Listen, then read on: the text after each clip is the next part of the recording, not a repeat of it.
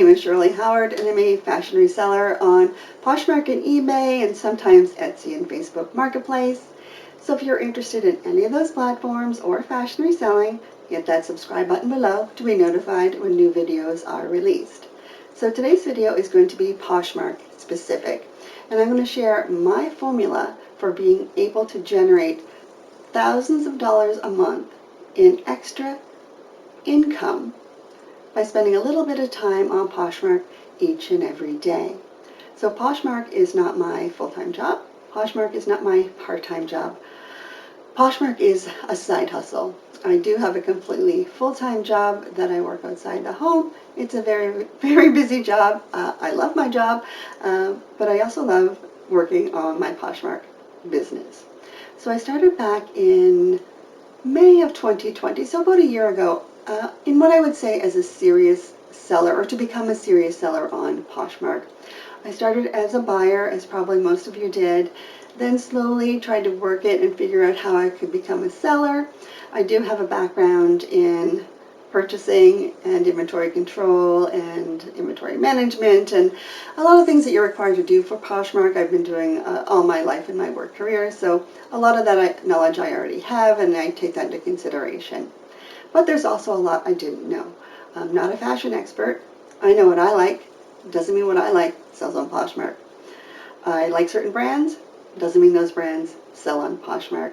So there's a lot of learning that has to go into becoming a successful seller on Poshmark.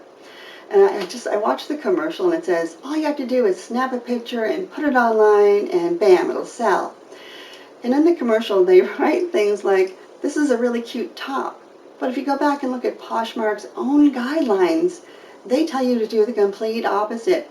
They tell you to put in a full description. They tell you that if you use more than 100 characters, you're more likely to sell something on Poshmark. So the commercial, I think, is very misleading. Yes, it's very, very misleading. It is an actual lot of work. So what do I actually do, and how did I build Poshmark into making thousands and thousands of dollars a year, but in a very strategic way? So the first thing you need to know is that you need to have the correct brands to sell. As I alluded to earlier, not all brands sell on Poshmark. Not the brands that I love sell on Poshmark. And I'll always recommend to people starting on Poshmark to sell from their own closet, their spouse's closet, their kid's closet. Talk to your mom, your girlfriends. Get stuff for free. Then decide if you like Poshmark, because it is a lot of work and you may not be prepared for the amount of work it actually is. So before you start investing money, make sure that it's something that you want to do. So when I decided I wanted to scale this business, I had to invest in a lot of inventory. So I spent last summer buying lots and lots of inventory, but I had to buy the right brands. Fortunately for me, I have thrift stores that are close to me that sell brands that are imported from the United States. So the big brands that I couldn't get in my own stores here, I can get at this thrift store, and I can get them at a really great price. So pricing is a big component of Poshmark. So I had to learn what brands sell on Poshmark. You can look on Poshmark itself. It lists the top brands. Look at fashion blogs. See what's selling. See what's coming up to sell. Watch Bolo videos on YouTube. What items to look out for. There's so many brand names out there. It is impossible to know all of them. And then you might find out, like a brand like Anthropologie has 100 million subsections of brands underneath. So it is a lot of information to try and take in.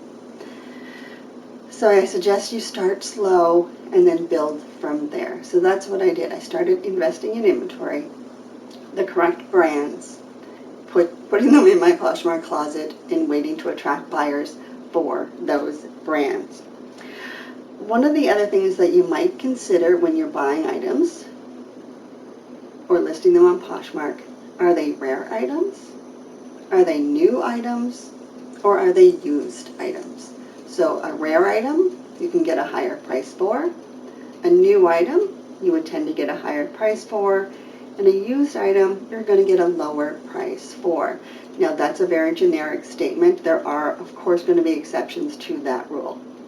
But the condition of the item you're buying is very, very important. The next thing that you need to do is keep your costs in check. I see a lot of weird pricing on Poshmark, so I know people have been dropping prices in closet clear out, because you'll see things at $22 and $36. So you know that they've been dropped in a closet clear out. I like my numbers to be 0s and 5s because it's nice and neat and tidy. But take this into consideration before setting your price on Poshmark. You have to buy the item if it's not something you already own. You have to package that item and ship it, so you have packaging costs, and you're going to have fees. Poshmark takes 20% as a Poshmark fee. So when setting your price, know what your costs are. Then anything you make above those costs are profit. But also remember, you're going to pay tax on your sales come tax time. So before setting a price, know what those costs are going to be. It tells you what your profit is going to be based on now what you can sell the item for. Just because it costs you a lot of money does not mean you'll be able to sell it for a lot of money. Brands matter. People source by brand on Poshmark as the #1 search tool. So brands are very important. Now, when you're outsourcing and you're looking for these brands, look up the comparable pricing while you're in the thrift store. It can take a little bit more time, but it's nice to know in a thrift store that something you pick up for $5 is only going to sell for $10 on Poshmark. $10 less the cost of the goods, less the 20% Poshmark fee, less your shipping cost, less taxes. You're not really going to make any money on Poshmark. I personally try not to sell anything under $20. That's just my own limitation. I don't think that under that it's actually worth it for me to sell, because I've not incorporated my time into the cost of my pricing. And of course I'm spending time sourcing, I'm spending time making pictures, I'm spending time putting those pictures online, I'm taking that product and putting it into inventory. Then when it gets sold, I have to take it out of inventory, package it, and get it to my post office. So there's some manual labor attached to this, and you may want to assign yourself an hourly wage. And if you're spending a lot of time on Poshmark, that hourly wage might actually be quite low. So before you buy an item, look to see what comparable pricing is, and if you can make a profit before you purchase that item. For example, take these 7 For All Mankind jeans. I posted them high at $70. The reason I posted them high is because I like to send offers to likers. But someone came along and bought these at $70 straight off my website. Perfect. Does that mean I can sell it for $70 day in and day out? No, it actually doesn't. That just happened to be lucky. If you look at comps for the 7 For All Mankind, they're probably selling at about a $50 range, or maybe lower, because every buyer is paying a different price and every seller is willing to sell at a different price. So just because you sold it once for that price doesn't mean it's going to happen over and over and over again. So check the comparable pricing. Now, Poshmark has added a feature when you list that shows you a price range of where that item has sold. I would recommend that you have a look at that screen when you're listing items and see the diverse selling prices, because it can be quite strange. Someone sells it at 70, someone will sell it at 20. So check the comparable pricing. Don't just automatically go out and say, these are expensive, I'm going to try and sell them for $100. If you put them on for $100, you may never sell them. Or you can get lucky like I did with that pair and have them sell straight off the website. More often than not, you're going to actually have to bring your price down. Now, I price my items up so I can do those offers to likers. So offers to likers are a very big part of what I do on Poshmark on a daily basis. And yes, I mean daily basis. The first thing I do in the morning is look at my phone to see what likes I've had overnight or what offers have come through, and I'll send offers to likers before I leave my house in the morning to go to my job. It's done. I will look at this probably again at lunchtime to see what's happened, and then I won't look at that again until the end of the day. Some people who have more free time during the day may send offers to likers throughout the day. As soon as someone likes an item, they send out an offer.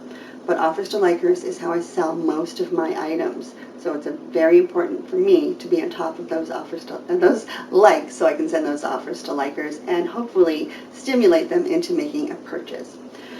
So those $70 jeans that I talked about, I would send out an offer for $60. So $10 is a big decrease in price. That is probably higher than some other people send out, but I've incorporated that into my pricing for a reason.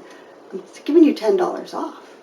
Hopefully that is enough. And because I do sell most of my stuff with offers to likers, the strategy really works for me. You need to find out what strategy works for you, but feel free to try anything that you see in any of my videos, and I really do hope that they work for you. In order to send offers to likers, you go under your news button, click on likes, and you'll see who has been liking your items. Pick an item, go to the top where it has the person's name and a little shopping bag, click on the little 3 dots, click switch to sell view. We're going to hit the little purse at the bottom and put it into a bundle. Now we're going to hit the offer button. And let's just say I'm going to put in $30 here. I can add discounted shipping here if I'd like. I don't typically offer a shipping discount. It's up to you whether you'd like to do that or not. And then simply click on the submit button, and that is going to go to the buyer. This is the easy way to send offers to likers without having to add the shipping discount. So the other part, so we've talked about having the right things to sell, we've talked about having the right pricing to sell. Now we're going to talk about sharing. So Poshmark is a social app. It's not a set it and forget it app. You need to share your items every single day. Every single day, including Saturday and Sunday. If you're someone like myself who has about 1,000 items and works a full-time job, I get someone else to do this for me. I don't have time in my day to share 1,000 items 3 times a day. I do notice a difference in sales if my sharing actually goes down. So share, share, share. The more often you can share your closet, the better. At about 4,000 shares a day, Poshmark is going, that seems like it's an awful lot, and you can get sent to Poshmark jail if you share more than 4,000 items in a day. But if you have 1,000 or 12 or 1,500 or 2,000, sharing your closet a couple times might take you to that threshold. But if you only have 20 items, 30, 40, 50, 100, you can probably share those more often throughout the day and just do it on your phone while you're, waiting for the bus or that you're watching TV. And it just can be something mindless that you do on your phone while you're doing something else. So the power of while is actually something that I use on my Poshmark business. So while I'm watching TV, I can be editing pictures. While I'm watching TV, I can be creating new listings on Poshmark. While I'm watching TV, I can be sending offers to likers. So while you're waiting for the bus, while you're watching your kids play hockey, while you're watching your kids, in online school, while you're doing something else is a good time to work on Poshmark because it's time that you can use that's not taking away from something else. So the power of while is something that I find very valuable. Now, because it is that social app and you are sharing your closet is the important component. Poshmark will tell you to share other people's items, and I have people sharing my items all day long. Because I'm a Posh ambassador, I get followers all day long. I don't even know how many followers I have because it's irrelevant. Followers does not equal sales. So getting a lot of followers is probably not a good... So following a lot of people is probably not a good use of your time while you're watching TV or while you're waiting for something else. I would be sharing instead of following. So share your items as often as possible to get those on the platform and keep them at the top of that just shared area. And while I'm talking about sharing other people's items is a complete waste of time. Complete waste of time. People share my items all day long. And I really would like to send them a note and go, please use this time to share your own items. It doesn't help me at all. When my item is shared by another person, it's going to go to their feed. If you've been on Poshmark, look at the speed of how the feed changes. The likelihood of selling from the feed is very slim. So the fact that they're sharing it really is not doing anything for me. It does nothing for them. So it is basically a waste of time. If you want to be nice and share, go ahead. But again, it's not going to get you more sales, and what you're looking for is more sales for yourself on Poshmark. Now, one more thing on sharing, I'm going to talk about time. Look at the time zone that you are in. So I'm in Atlantic Canada. So when it's 8 o'clock in the morning for me, it's only 4 a.m. in British Columbia. So those people are asleep. Alberta, still asleep. Manitoba, still asleep. So I don't share my closet first thing in the morning. Some people do. They share first thing in the morning. They call it waking up their closet. That's another strategy. Fine. I have someone share my closet at about noon. So noon my time means that everyone in Canada pretty much should be awake because it's 8 o'clock in the morning. Later in the afternoon, so that around that 5 o'clock hour for me, which is mid-afternoon for people across Canada, I have my closet shared, and later in the evening. So around 10 o'clock at night is when my last share of the day is. So 10 o'clock for me, it's going to be starting at 6 o'clock for across Canada and coming this way. So I want to share at the end of the day because most people are on the app at night. So optimize your sharing. If you only have one time to share during the day, make it at night as late as possible, again, depending on your time zone. So know your geographics and then work that to your advantage when you share your items to get the most bang for your buck in the time you're going to spend sharing your items. The last thing I'm going to talk about is consistency. And what I mean by consistency is that you need to be active on the platform every single day. So I need you to list daily. I list at least 5 items every single day, including Saturday and Sunday, sometimes more. I am still trying to grow the closet that I have, so I have about 1,000 items. I need to list more items in order to build that because I am selling product every day, so I list stuff and then it comes back down. So I am listing every single day. So how does somebody with a full-time job get the opportunity to list every single day? It seems like it would be very demanding to work a full job, come home, have supper with your family, and then jump into Poshmark. Then you're going back to bed and it's just a rotational wheel. I very strategically take a lot of pictures at the same time. So it's quite common for me on a Sunday to take hundreds of pictures. And if you go back and look at some of my videos on how to list jeans online or dresses online, you'll see the process I use. So I take a lot of pictures at once, and then I make drafts. I use Photo Room a lot, and in my how-to videos I do talk about Photo Room and how to use it and why it is so important to have great pictures. I now have the professional version of Photo Room because now I can edit a couple hundred pictures in a very short period of time. And again, that time saver was worth the price of the app. It really is. It's pennies per day, so really it's nothing. So all those measurements I take on the same day. So I do my Sizely charts, again, do them on the same day. I take this information, I save it to my drafts in Poshmark, and I release at least 5 a day. If I put 50 items together on a Sunday, or Saturday, Sunday, maybe not all in one day, I will release a certain amount every single day. That way I don't have to come home from my job and then immediately start working on Poshmark. I simply come home and I post the items at night.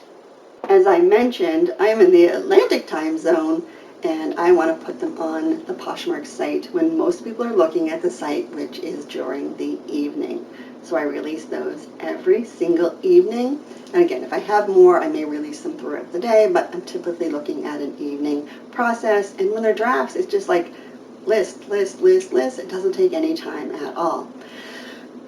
So we get it all done that way. So I really try and spend as little time as possible on Poshmark and maximize the benefit. One thing I didn't incorporate in this video is the time I would spend sourcing items.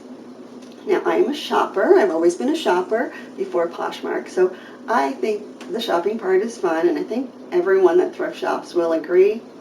We don't thrift shop because we have to. We thrift shop because we love doing it. So the thrill of finding a rare gem out there is always in our mind, and we feel compelled to go to the thrift store and see what we can find and, you know, pick out something that like is a wow item that we can't wait to put online.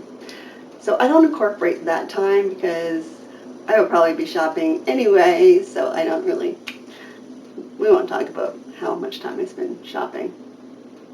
I have a lot of inventory, a lot of inventory, but I take advantage of when I find it, and sometimes I find a good deal and it makes sense to buy it. So I'm in a situation where I do not have to shop every day, I do not have to shop every week, but I do like going to see what's out there. And if I find something that I like, then I buy it. If not, at least I've, you know, had the thrill of the hunt and maybe didn't find anything, but it does keep me motivated because that fun aspect is still there. And I want to end the video on this note.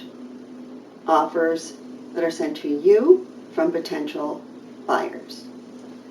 As I talked about earlier, you need to know what the cost of your goods is, the taxes and the Poshmark fee and any shipping costs to know what your true value is.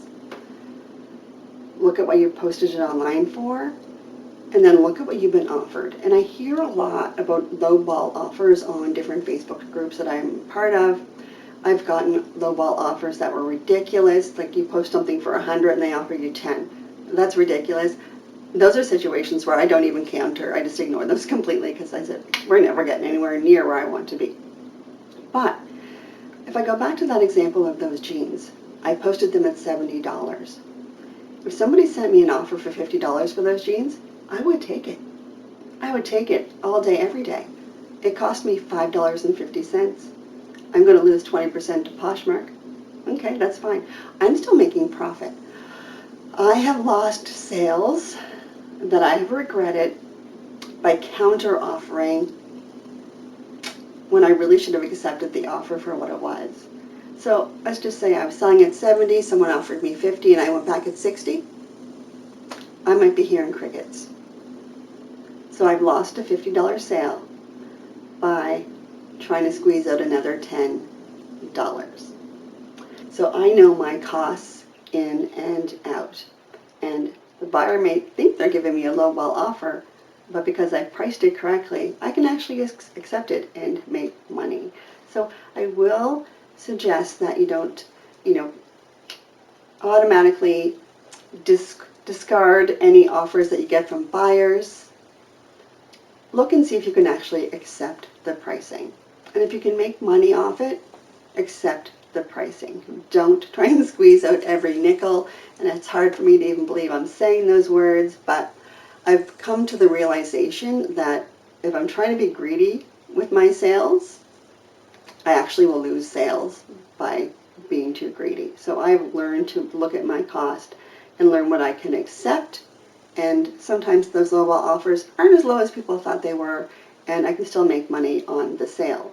So you are being active on the app even when you're accepting those offers and counter offers. So consistency is key. So what I want you to do is be on the app every single day, list consistently every day, do offers to likers every single day. Be very careful about what you're doing and make sure that you can do everything you need in a shortened period of time. And I'm going to say what? Patience. Patience is what I'm going to leave you with. It takes a while to get to be a seller that makes sales every single day. It does, and it's very frustrating in the beginning because you're like, I have great items. My prices are great. Why am I not selling them? I see people panic in those situations, and all of a sudden they start running sales. 2 for $10, 3 for $25. So they're panicking because they're not selling anything and discounting their prices. Patience, patience, patience. If you are persistent and doing the things I've told you every single day, the time will come when you are selling items on Poshmark every single day. And I don't know how long it actually took, but it was a few months before that period come. I don't even think about it anymore because it just automatically happens based on the system that I have going, that I am very confident that 100% of the time, or at least 99% of the time, there's always going to be a day that's an anomaly. I'm making sales every day. It could be $200, it could be $50, but at least it's a sale every single day. So maintaining consistency, having perseverance, you will get to the point where you are actually making money every single day on Poshmark.